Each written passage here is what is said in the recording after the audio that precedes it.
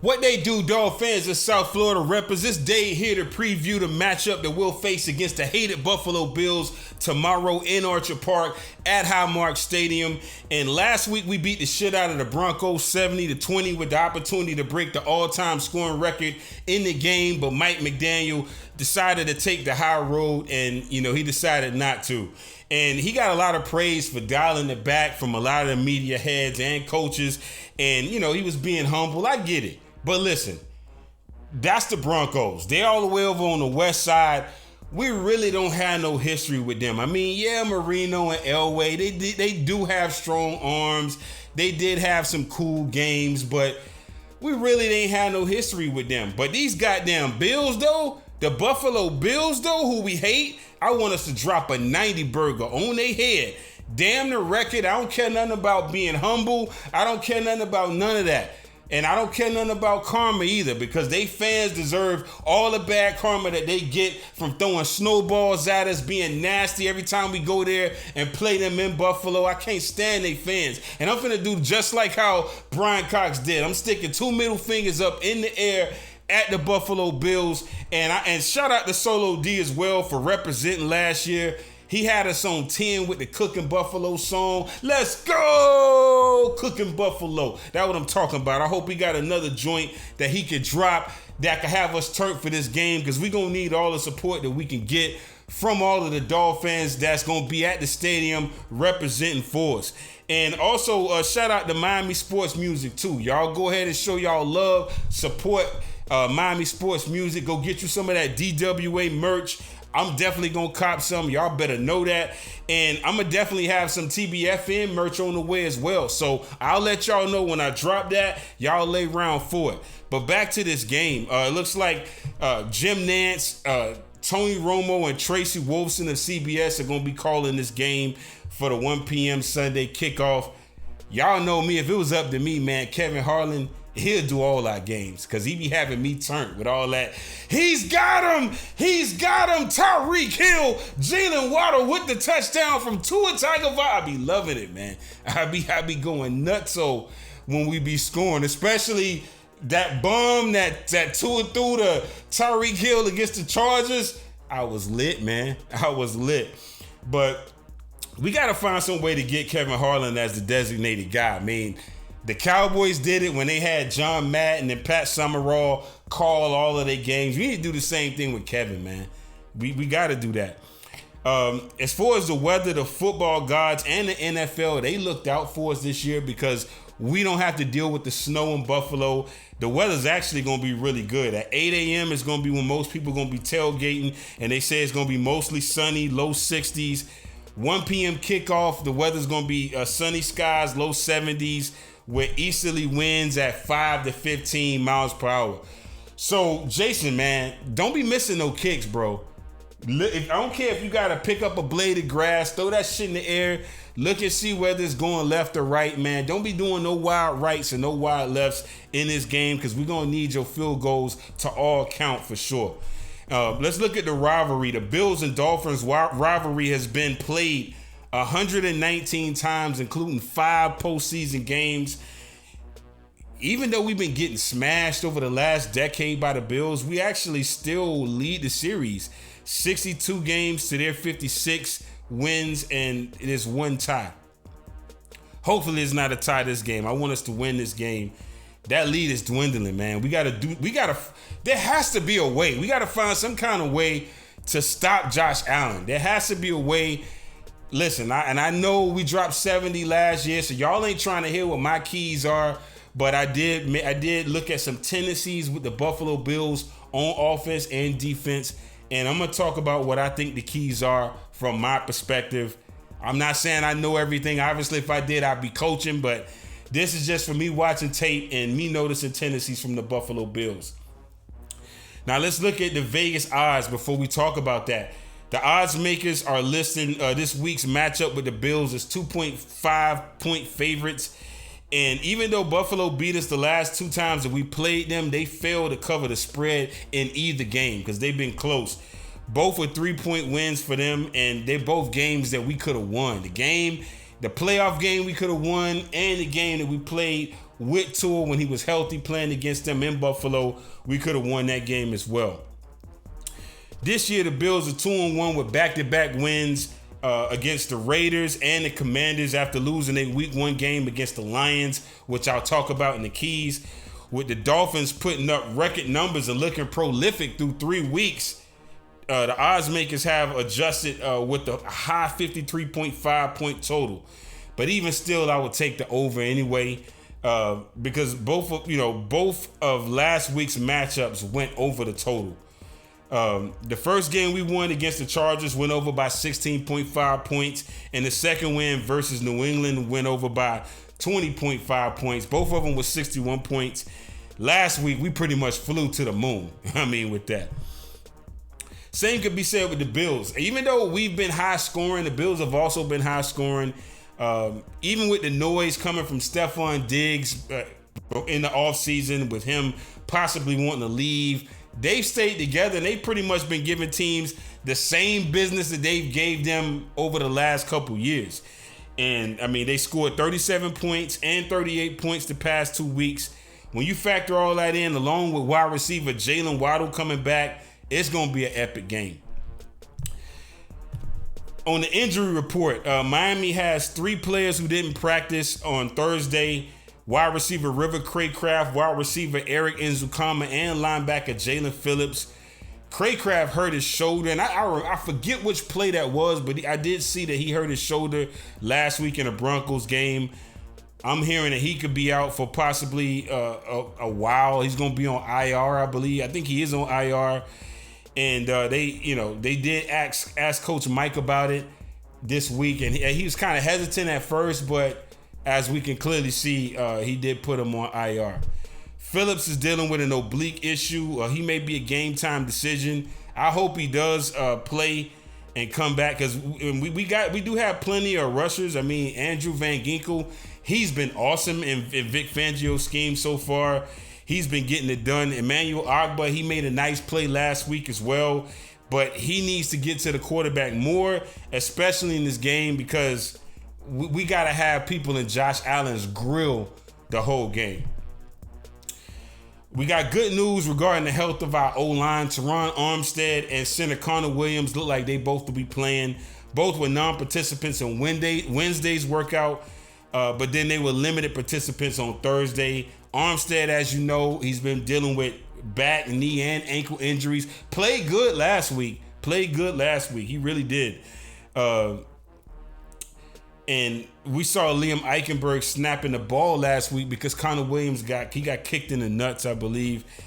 And I ain't gonna lie, I'm kind of interested in seeing if Liam Eichenberg, how he does. I know Connor's gonna play, but man, somebody else kick him in the nuts.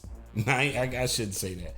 But I want to see Liam. Maybe this could be a good position for Liam Eichenberg, center. For all those who don't like Liam Eichenberg, I think we should keep the O-line the way it is, even keeping Connor Williams at center, even though he's high snapping like crazy.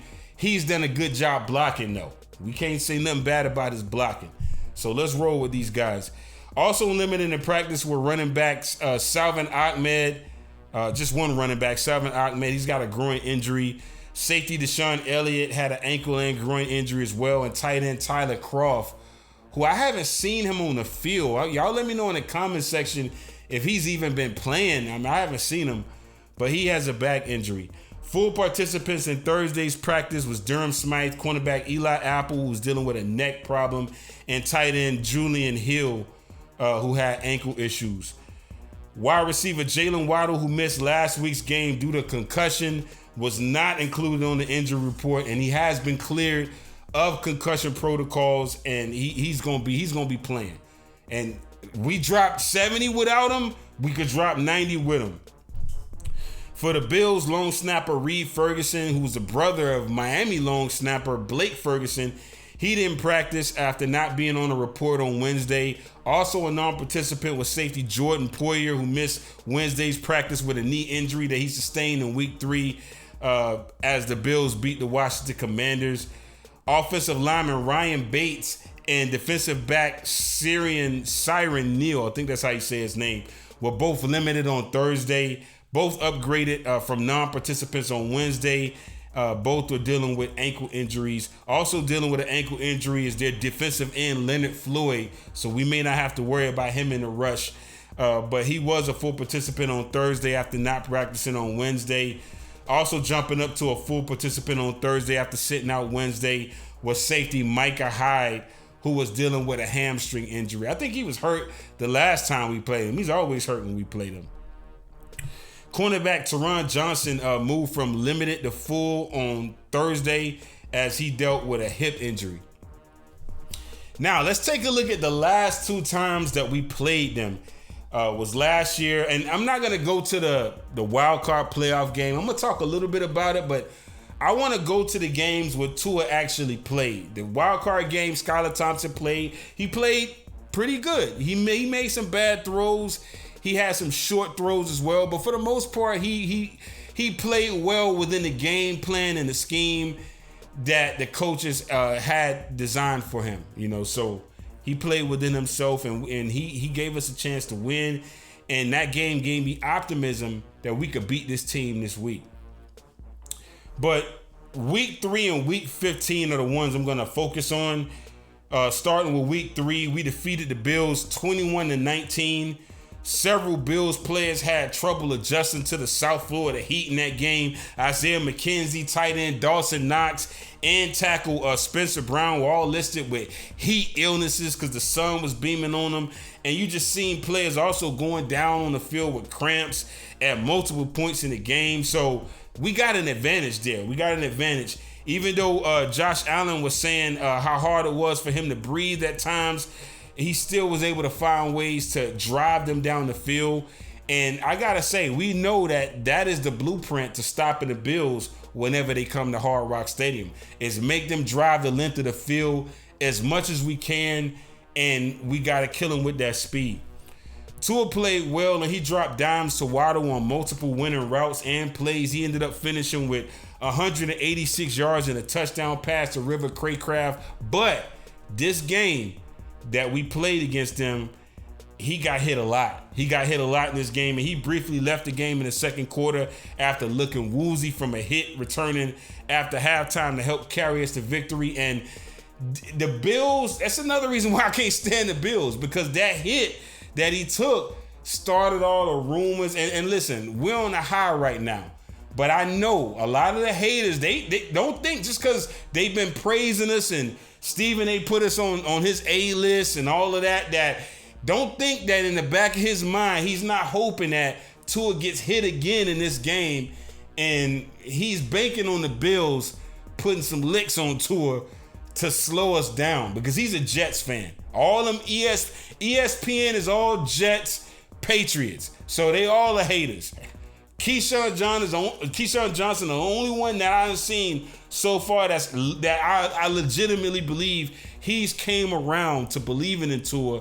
He's no longer on ESPN, though. He's on FS1 with Skip Bayless.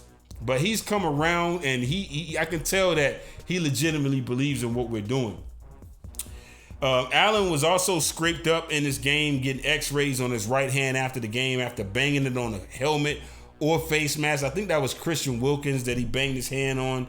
And our defense was stout this game when it mattered. I mean, not the whole game, but when it mattered, we did just enough to stall Allen twice in the fourth quarter. The first effort that was a goal line stand that followed a go-ahead rushing touchdown by Chase Edmonds. So we capitalized on that. And then Allen threw incomplete on fourth down from the 2-yard line, ending a 17-play, 8-minute drive that halted their comeback attempt right in its tracks. The second effort was when Allen had about a minute to guide Buffalo in the field goal range, and he just ran out of time because our defense was putting pressure on that ass. Melvin Ingram was out there. He was pretty much the secret weapon that we needed to stop Josh Allen or slow him down and give us a chance to win in all three of those games last year. He's not on the team no more, so we're going to depend on Bradley Chubb to do that. You saw when they ran out of time, that's when you seen Bills offensive coordinator Ken Dorsey. He was going ape shit in the press box, throwing papers, throwing his headset, throwing notebooks. If he was playing Madden, he probably would have quit game or slammed his control on the ground. I mean, we've all done it, so don't judge. But he was hot. And what was bittersweet about this game was, even though we won, in my opinion, we still kind of got overpowered. Not consistent enough on defense to force 3 and outs. Like I said, when it mattered, we were stout, but they had better numbers overall, and they controlled the time of possession. They ran 90 plays compared to our 39, outgained us 497 yards to 212. That has to end. That has to stop. Allen completed a career high 42 passes, and he finished with 400 yards. And a lot was said about that butt punt with Thomas Morstead kicking, I forget who it was. He kicked him in the ass with the ball. But he made some clutch punts in this game that helped us win. Like that coffin corner punt that he made in the third quarter with 13.2 seconds left on the clock. Showed some sick hang time and dropped it on the 9-yard line, and it allowed it to bounce to the 2-yard line. Got saved by Justin Bethel, who's excellent for us on special teams. Shout out to Justin Bethel. Great at tracking the ball. It seemed like he's in sync with the punter, and I like that. We're gonna need Jake Bailey to drop some inside the 5 this game. Week 15, we lost that game, which was the second game against them at Buffalo in the cold. It didn't snow until the fourth quarter, which ironically is when we lost control of the game. And the final score to that was 29-32. But we had them beat. That game. They overcame an 8-point deficit with Allen overseeing scoring drives on the final 2 possessions, capped by Tyler Bass hitting a 25-yard field goal as time expired to propel Buffalo to a dub. Tua ended up finishing with 17 of 30 for 234 yards, 2 touchdowns, including a 67-yard bomb. 67, not a bomb, but a 67-yard play to Waddle. Raheem Mostert finished with 136 yards rushing.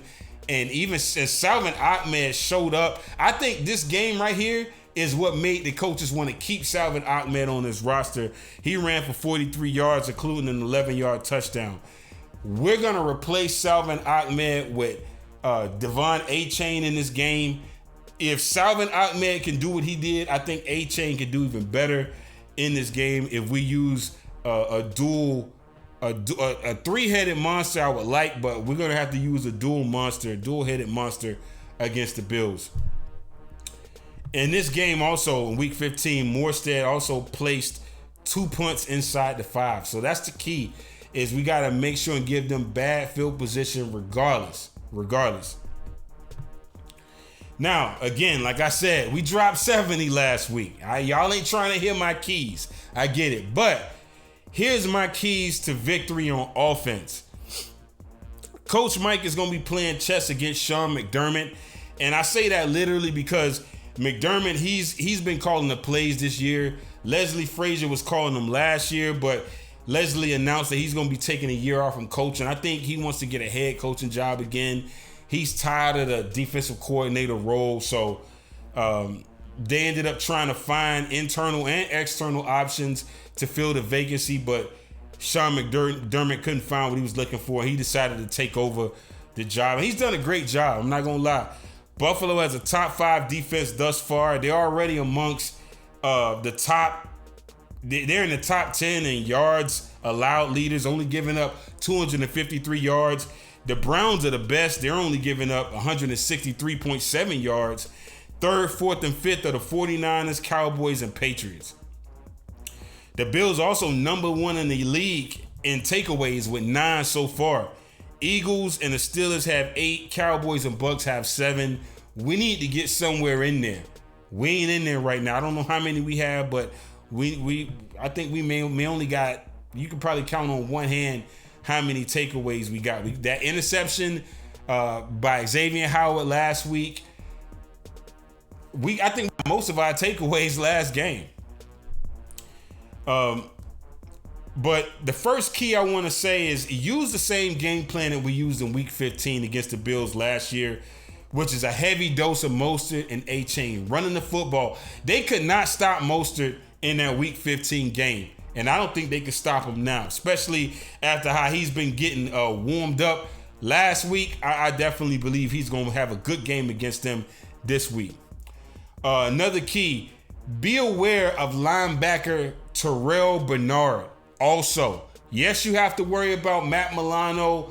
Yeah, you got to worry about Ed Oliver, but you got to worry about Terrell Bernard as well. He's played like a beast versus the Commanders last week. Got named the AFC Defensive Player of the Week with 7 tackles. He had 2 for loss, 2 sacks, an interception, and a fumble recovery. So we got to make sure and know where he's at. If he's the Mike, if he's not the Mike, if he's coming on the blitz, we got to worry about him. He has a real good ability to diagnose plays, and I think he's done a better job than Terrell Edmunds. Terrell Edmunds, he's no longer with the Bills. I wanted us to get him, but they ended up getting Terrell Bernard to fill in for his spot. And I think, Edmunds is a bigger linebacker. He is a bigger build, but Terrell Bernard, he makes up for it with his play recognition. Good play recognition, but we gonna test that with Mostert running the ball, and we gonna test that with these misdirection runs and these shotgun runs that coach has been running against these teams. Sean McDermott likes to send Terrell Bernard on blitzes, so Tua's gonna have to identify him, like I said.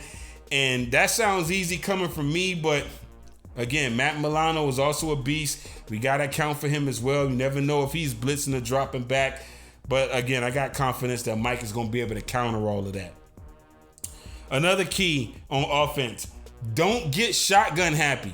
Don't get shotgun happy. I noticed in the playoff game and week 15, we started going to some shotgun single back plays. And I ain't gonna lie, if there's one weakness with our offense, we need to get better in our single back plays. We're good, but I think we're not as exceptional as we are in our split back plays.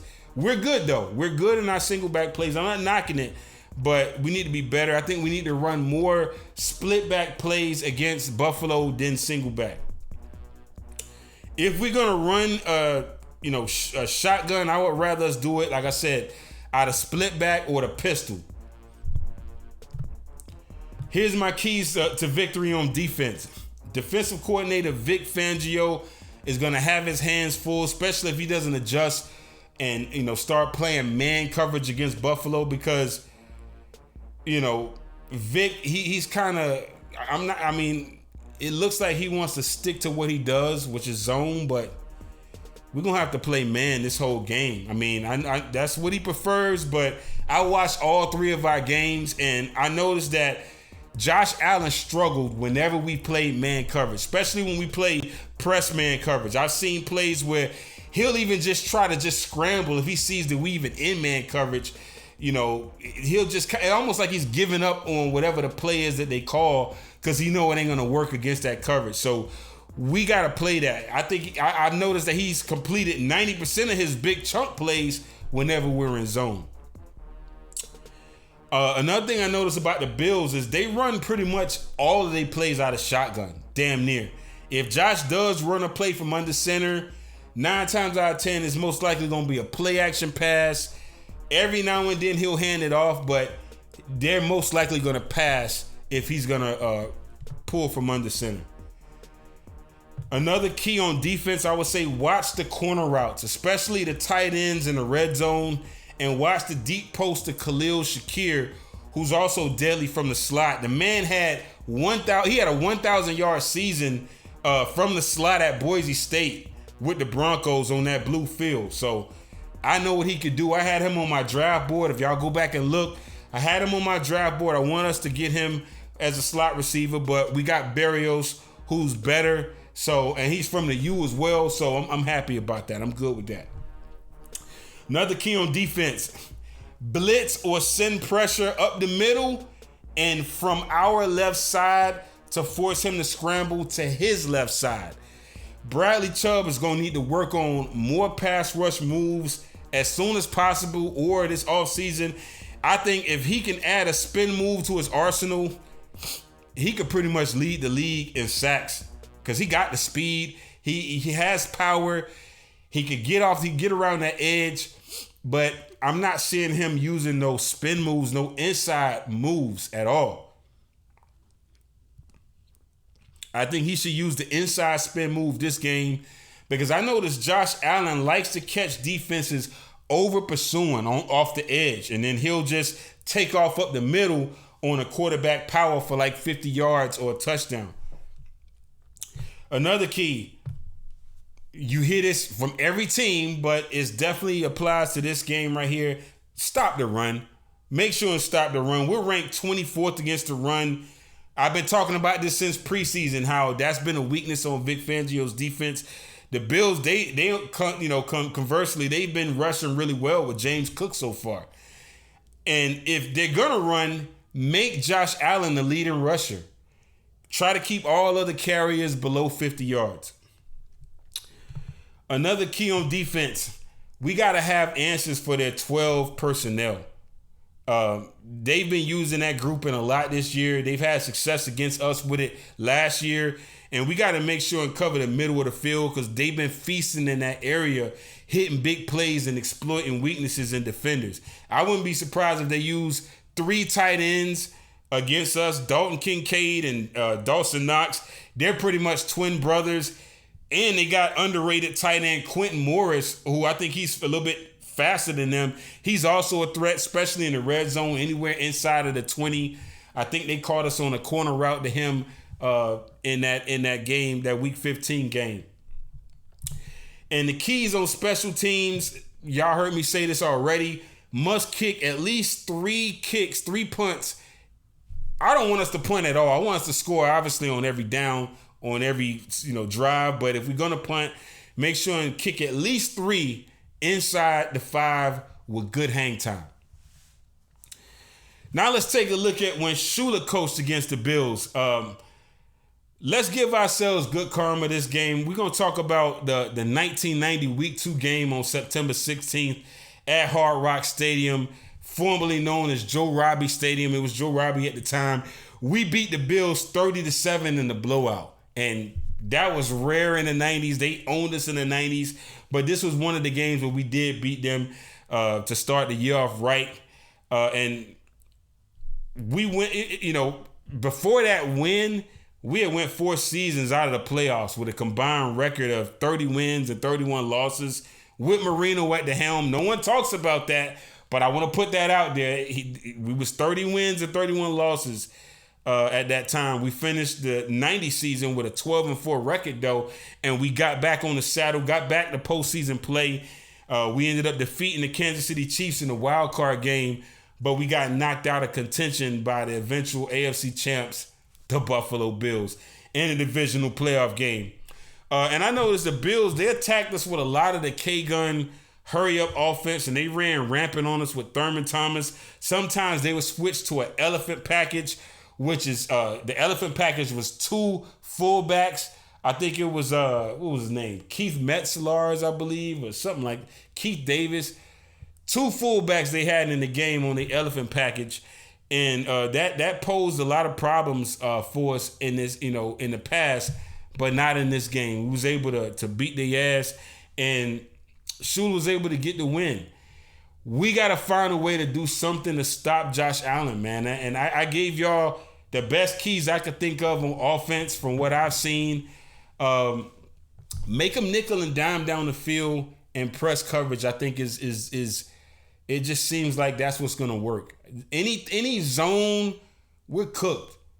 If we play any kind of zone, I just don't see us. I see us having problems against them, and I see Josh Allen being a thorn in our side again. If we play any kind of zone, especially if we playing 5 yards, 10 yards off the receivers, like, come on, man. Vic, don't do that. Don't do that. And Josh Allen's had success against Vic Fangio's defenses in the past. So hopefully they got a good game plan. They got that cleaned up. And I'm going to make a prediction. I think we're going to win this game. Again, it's going to be a close score. We're going to win this game 38-31. That's just my prediction. I think it's going to be a high-scoring game. Y'all let me know what y'all prediction is going to be in the comment section. Let me know what y'all thoughts are on this game. Let me know what y'all thought about last game. And again, y'all make sure and subscribe to the channel. I see a lot of y'all viewing. I need y'all subscribing. Share this video with other Dolphin fans that you know. That's all I got for right now. And I got my fingers crossed, man. I got my fingers crossed. If we win, we're gonna be 4-0. We're gonna have a lot of control in the conference if we somehow pull this off. But that's all I got. Till next time, signing off.